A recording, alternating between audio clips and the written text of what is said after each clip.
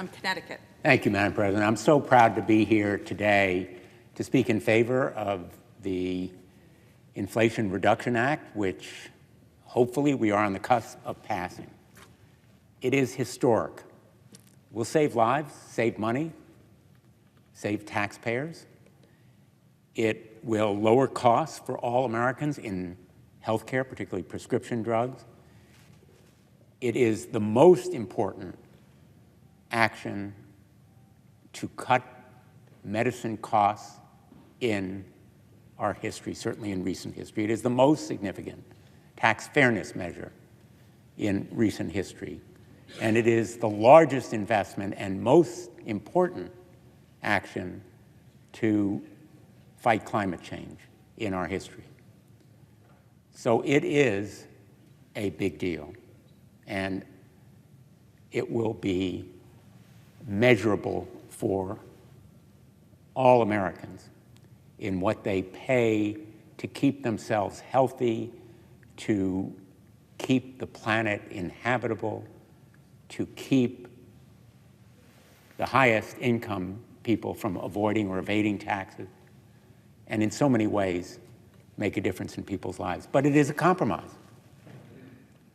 Like many measures that we pass that accomplish very significant improvements in people's lives, it is an agreement where some people get some of what they want and others don't get what they want. And one point where I think a number of us wanted to advance the cause of childcare, we see an absence.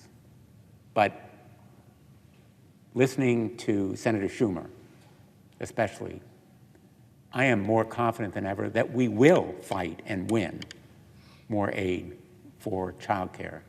And Senator Murray and Senator Kaine have spoken so eloquently, I will simply say to what they've said, I agree wholeheartedly, because childcare is critical to kids.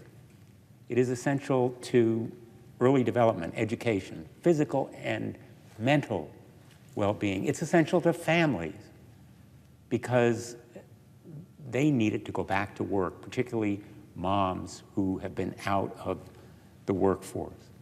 It is essential to our economy because employers, big, small, all need more workers, and they need to train those workers, and the way to find those workers and give them the skills they need to fill those jobs is to enable them to be secure in knowing their children have good childcare. And it is important to the men and women who form the childcare workforce. I've been all around the state of Connecticut, to Torrington, Hartford, Bristol, in fact, accompanied the President of the United States to visit one of Connecticut's childcare facilities. They do great work. They have been doing great work during the pandemic, reporting for duty, taking care of children, even as their industry was impacted by smaller amounts of children being able to go there because parents had smaller amounts of income to afford it. And the fact of the matter is, in Connecticut, the yearly cost of childcare is about $20,000. We've lost a major part of our childcare workforce, and this measure is essential to those men and women who take care of kids in those childcare facilities with the courage and diligence and strength that befits the enormous responsibility that they have. We are determined to make childcare affordable and accessible for every American family. The proposal that no more than 7% of any family's income be required for childcare is one that I still think makes eminent good sense.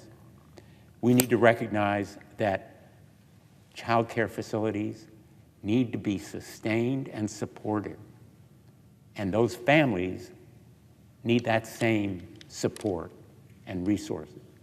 And so I am absolutely determined that we will move forward on childcare, as frustrated as I may be that this great compromise that we see in the Inflation Reduction Act fails to include it, I am proud to support it and vote for it, and to continue this fight, which we can and will win.